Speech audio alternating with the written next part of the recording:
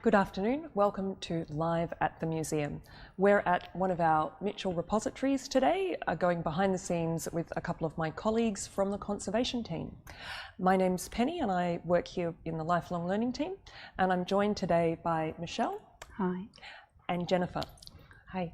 Who are in our conservation team. Before we kick off with today's program, I would like to, as always, perform an acknowledgement of country. We're filming today on the lands of the Ngunnawal, Ngunnawal and Ngambri peoples of Canberra. I pay my respect to their elders past, present and emerging, and I also extend that respect to any and all First Nations people joining us via the live stream or present in person. So we're behind the scenes today in one of our many stores with some of our conservators whose job it is to keep all the objects in a condition where they can be displayed. I might get them to talk a little bit more about that. Michelle, do you mind introducing yourself to the stream and how you fit into the museum and what you do? Thanks, Penny. So I'm Michelle and I look after the textile collection here, and that includes all kinds of materials. We have a large costume collection that has some unexpected materials like plastics and leather that I'll be talking about today. Beautiful. And Jen, you're from Objects, yes? Yeah. Hi, I'm Jennifer and I'm an objects conservator here at the museum. And I work in a team of other objects conservators, and our job is to take care of all of the objects in the National Museum collection that are not made from textile or paper and that are small enough to fit through the doors of the lab just behind us. I love that. Anything bigger than those doors, that's a large object and it's not my problem. Most of the time. Jen and Michelle were lovely enough to invite us into one of the laboratories a little earlier in the week and take us through a number of objects in the collection and some of their treatments. If you have any questions that come up while you're watching the video, please just enter them straight away and we'll get to them afterwards. Thanks. My name is Jennifer Bryan and I'm an objects conservator at the National Museum of Australia. Our job is to do two things. It's to preserve and to facilitate access to the collection for people today and into the future. We have a number of ways that we approach pest control in the museum, and it's not the way that we might treat them at home. We try to avoid using pesticides as much as possible, so we use a thing called integrated pest management. This involves stopping pests from coming into the collection, making the environment as uncomfortable for the pests as possible so they don't want to live here and they don't want to thrive, making sure that things are as clean as possible so we don't provide any food for pests.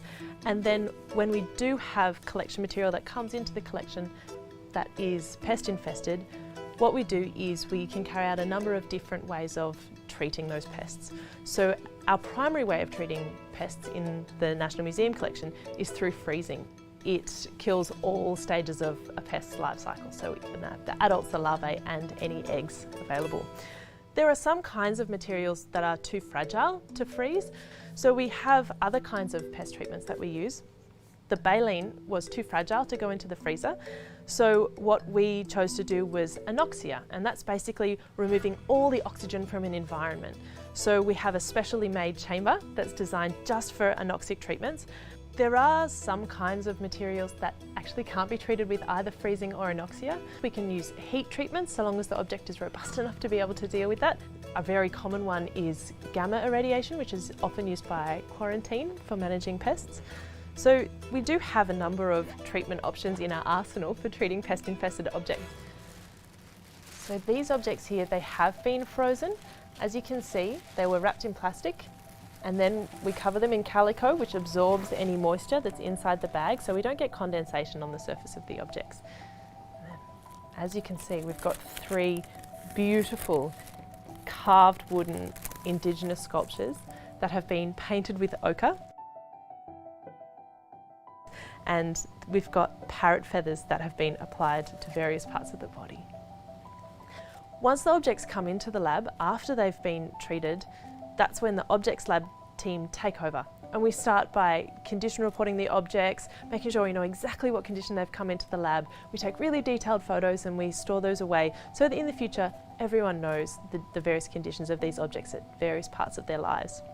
Once we've done that condition reporting, then we might clean the objects. So that might involve removing any frass or carpet beetle larvae exoskeletons, things like that.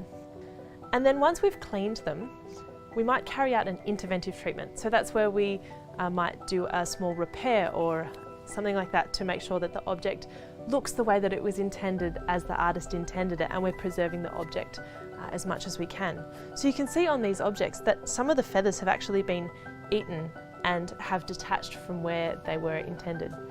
So long as we know exactly where that feather went previously, then we might repair that feather and we'll put it back together. Once we've carried out those treatments, of course, we then photograph and document the treatment that we've done, so we've always got a record of what's happened to every object, and then we follow into the future to make sure that we don't get any future pest infestations. Hi, I'm Michelle. I look after the textile collection here, undertaking conservation treatments and preparing objects for display in exhibition. I'll be showing you two pairs of shoes today. These are both from the early 1990s, and while they look vastly different, they're actually both examples of inequality and diversity and intolerance of contemporary culture at that time. So this is a pair of Doc Martens worn by Russell Crowe in the film Romper Stomper. They have signs of sort of manufactured wear, which is quite common in costuming to make costumes look soiled and worn, so they look a little bit more authentic. On the front of this boot you can see where there has been something like a Dremel used to make an area of wear to match the area of wear on the other boot. They also have corrosion and sand attached to the surface of the boots, and it's really important to maintain those elements. So I'll be looking at the corrosion and how that can be safely retained. I'll also be looking at how the sand can be treated to be adhered to the surface permanently without changing the lustre of the sand. These shoes were made by Ron Muncaster, and they were worn at the 1994 Mardi Gras. Ron made this incredible gravity-defying costume called Lucille Balls for his partner Jacques Stratman, and Jacques actually won first prize for his incredible costume. They are a bit of a mixture of all kinds of materials, which made them a little bit challenging to put on display. They have been painted, then they have had these wonderful sequins and holographic shapes glued all over the surface. But they were made for one night only, and 25 years on, all of that combination of modern materials has actually caused quite a lot of deterioration. One of the puzzles was why the soles of these shoes were sort of oozing at the soles. They had a black substance, which you can see is quite sticky, which made them a little bit challenging to put on to display. We were then able to use a solvent to remove some of that substance, but it wasn't possible to remove all of it because of where all of the sequins and decoration is on the shoes. That was a little bit challenging. Also, we decided that it would be a good idea to have some acrylic trays made, which would catch any of that substance if it continued to degrade on display. So you can imagine these shoes walking the length of Oxford Street, and it's fantastic that they've survived today, and it's really nice to be a part of the story, to continue to be able to display these objects and keep them for future generations. Thank you so much for taking us into your workspaces and giving us an introduction to what happens out here at Mitchell when we're getting ready for an exhibition. A pleasure. Before we jump into the live stream questions, I have a question that I'm going to initially throw to Jen, but I think you'll have something really interesting to say on this too, Michelle. What's the difference between conservation and restoration? That's a really great question, and it's something that we come up against quite a lot. So conservation and restoration are both different points on the same spectrum. So at this end of the spectrum, we have preventive conservation, which is all about risk mitigation and preventing any damage to the collection. And at this end of the spectrum, we have full restorations, where you see those amazing before and after pictures of old Dutch masters where they've done full retouching. Every time we carry out an interventive treatment, so we do something to an object, we have to make a considered decision about where along that spectrum we're going to carry out that treatment. So for example, even cleaning the dust off an object is considered an interventive treatment because it's not something that we can reverse. So we have to decide, is that dust significant? Is that something that we want to retain? Some of the other aspects that influence how far along that spectrum we go are considering the significance of different aspects of an object. So is that damage a significant part of that object's story? In which case we would definitely not carry out a full restoration because we want to retain that evidence of that part of the story. We would also take into consideration cultural significance and cultural differences. So for example, the National Museum has the largest collection of bark paintings in the world. And when we're carrying out conservation treatments of bark paintings, we have to take into consideration the cultural sensitivities around those kinds of works. So for example, the application of ochre to the surface of a bark painting is actually a sacred act. And so a conservator would never in-paint or retouch losses of ochre on a bark painting because that would be culturally inappropriate. So we take into account all of those factors, the significance of the object, the history of the object, and cultural sensitivities around those objects when we're deciding how far along that spectrum of preventive conservation to restoration that we're going to go for each treatment. Thanks, Jen. Michelle, that actually kind of brings me to the boots that in the video, they were from the Romper Stomper film, yeah? That's right. So why wouldn't we just give them a spit polish and make them look like new?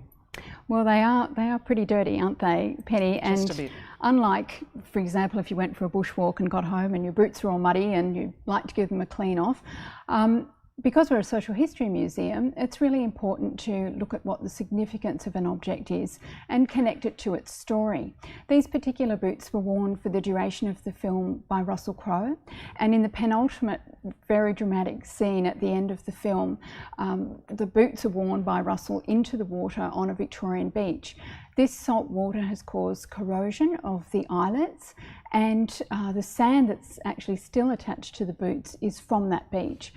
So it's very important to look at maintaining those elements, being able to arrest the corrosion so it doesn't cause any further damage, but maintaining that element and working on keeping that sand attached to the boots as well because it tells that story. Michelle, I'm really interested to know how you're going to go about retaining that sand.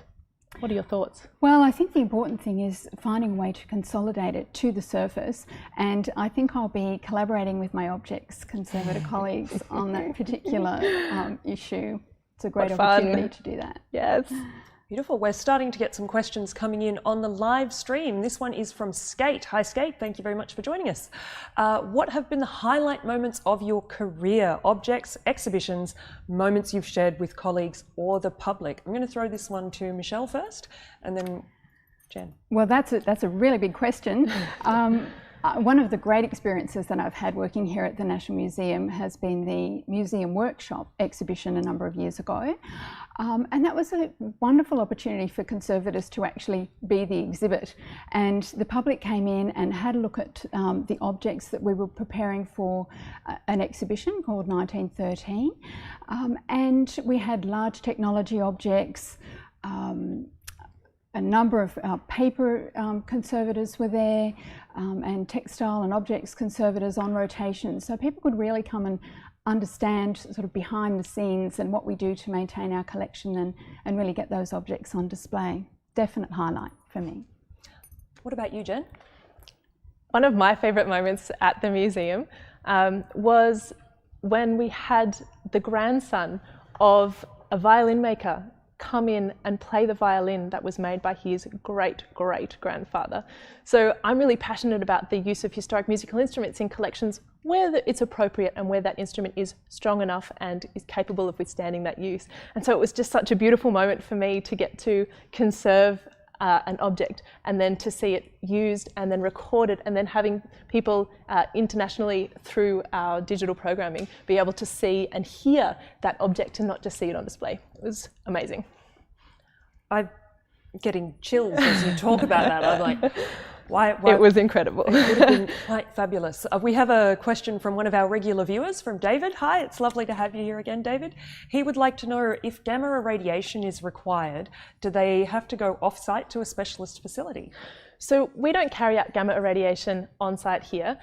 That's the sort of thing that when we have, say for example, a lone object coming into the country, quarantine might choose to use gamma irradiation as a way of ensuring that no pests are coming into the country with that lone object. However, there are cultural institutions overseas that have the facility to carry out gamma irradiation, but that's not something that we do at the National Museum to our collection as a regular treatment.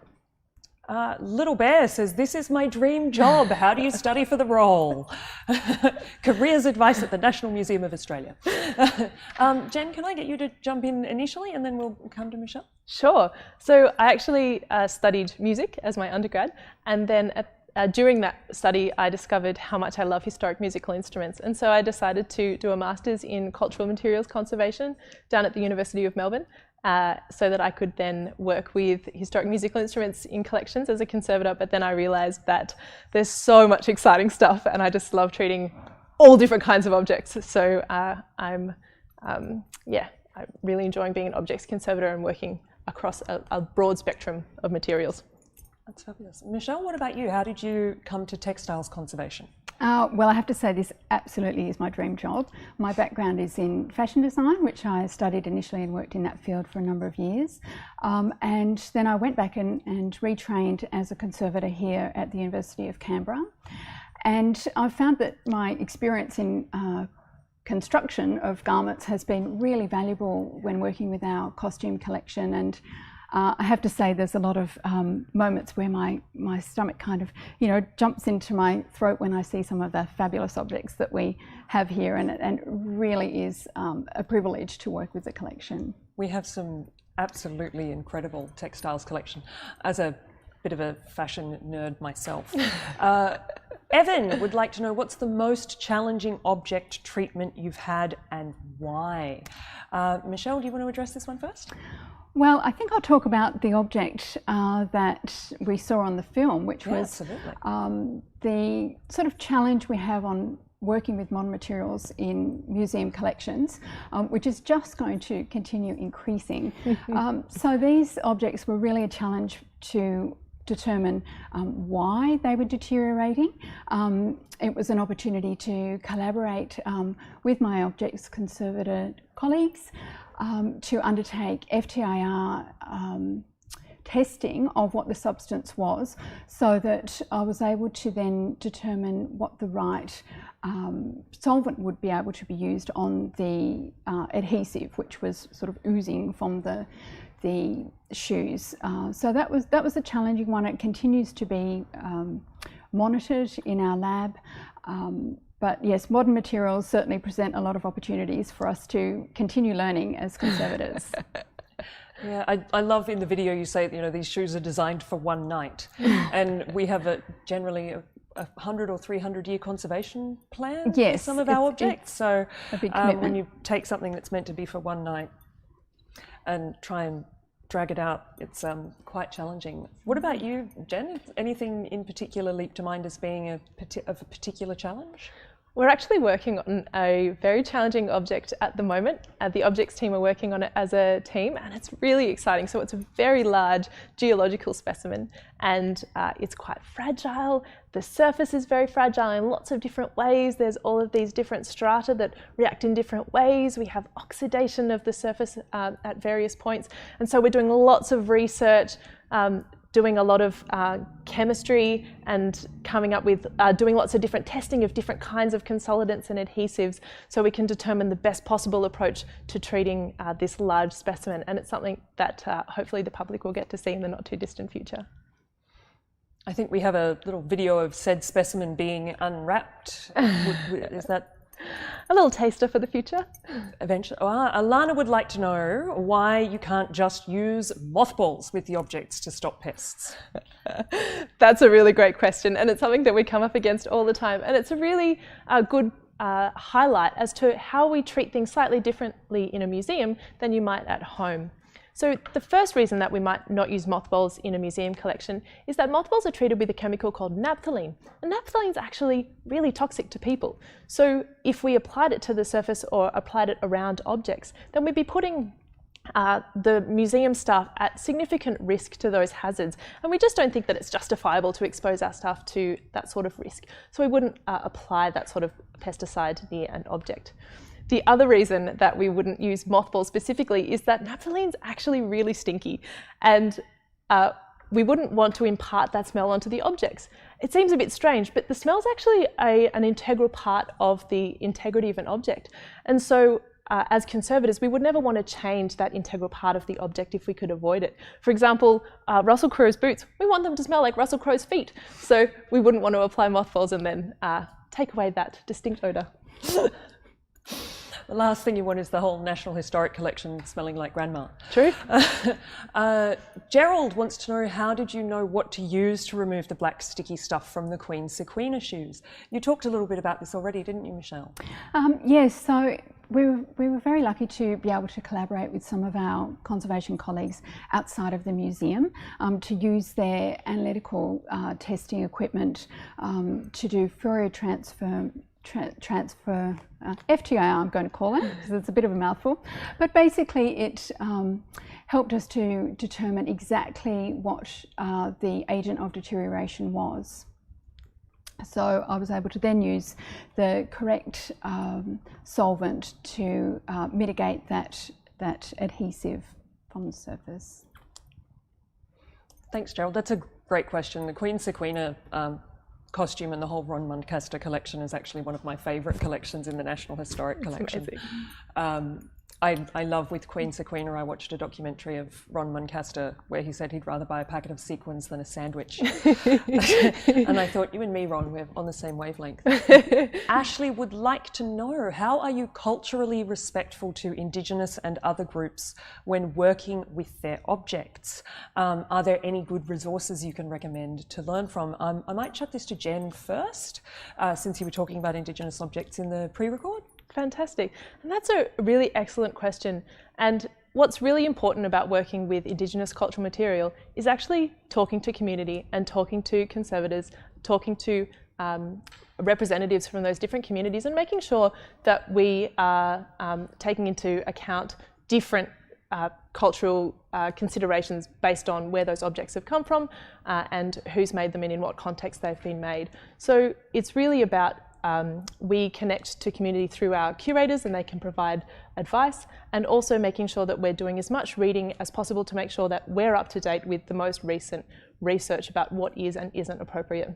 So we always make sure that we are doing as much research as we possibly can and liaising with community as much as we can to make sure we're behaving and treating objects in an appropriate way. Thanks so much, Jen. Fionn. This is going to be for you, Michelle. It's a fashion conservation question. Other than the objects that pertain to cultural significance, such as the shoes, are there everyday clothing items that are chosen to display a certain decade or period? Well, our collection here at the museum is incredibly varied, and our curatorial team are always looking for the kinds of objects that are going to tell the stories about Australian society. So we have one collection, for example, the Springfield Faithful collection, which covers a number of different generations and the clothing that they wore and reused over the period of time that that family had the collection in their care. So yes, we do have quite a variety of clothing that might be sort of considered dress clothing, but also examples of everyday wear as well to tell those Australian stories. Yeah, the Springfield collection is actually our feature. One of the dresses from that is our Current Friends fundraising initiative, and it's a silk brocade dress. Yes. It's the oldest fashion piece in our collection, so do check that out, it's quite stunning. We are starting to come to the end of the program, so if you have any final questions we haven't addressed, send them through, and if we don't get to them, we promise we will write back to you. Ashley would like to know, does the panel have any thoughts on conserving non-permanent things like performance or digital native things? Oh, that's a big question. That is a really great question, and it's a whole area of conservation actually. So we have people who now specialise in the conservation of born digital media, and in addition to complex modern materials and complex modern artworks and things like that. For example, in the conservation of performance, that's something that I'm really excited by because it ties into the conservation of musical heritage more generally. So for example, when we do record a musical instrument in the collection, then we make sure that that then goes onto our collection management system, into our digital management system, so that we can then retain those recordings as part of a connection to that object, so that forevermore we have the sound of the object associated with the object in our digital asset management system. That's a great question, Ashley. Deborah would like to know what's happening to the thylacine behind us. That's actually the anoxic chamber that I mentioned in the pre-record. And so there's some objects that we've put in there to demonstrate how we might carry out an anoxic treatment. So there you can see the anoxic chamber with it's very well sealed, and we've got the pipes up the top, which is where we pump in the nitrogen. And you can see that we've got a number of different recording devices to so that we can keep track of how much oxygen is in that environment, what the relative humidity and temperature is in that environment throughout the treatment. Because if those things go outside of the parameters that we require, then we can't guarantee it's been successful. So yeah, the thylacine and the heart are both getting some mock anoxia. Alison would like to know, have you ever come across an object that is too deteriorated to be displayed? Actually, you had a really interesting saying about this, Michelle, when we were talking before. Well, here at the museum, we really don't have a too hard basket. And that's the nature of modern materials, particularly that they have often an inherent vice that's going to cause ongoing deterioration. It really gives us an opportunity to keep on top of research and collaborate with our colleagues both here in the museum and within the museum community in a broader way, to find ways to safely display those objects. With the shoes that I discussed on the film, for example, it really was a question as, is this safe to do this? Is it safe for the shoes themselves to display them? And is it safe for the other objects in that case? And it really was a challenge to find solutions to that, but it was very, very satisfying to be able to provide access of that object to our audience. Evan would like to know, with industrial technology collections, oh, might not have all the specialists handy for that, but that's all right.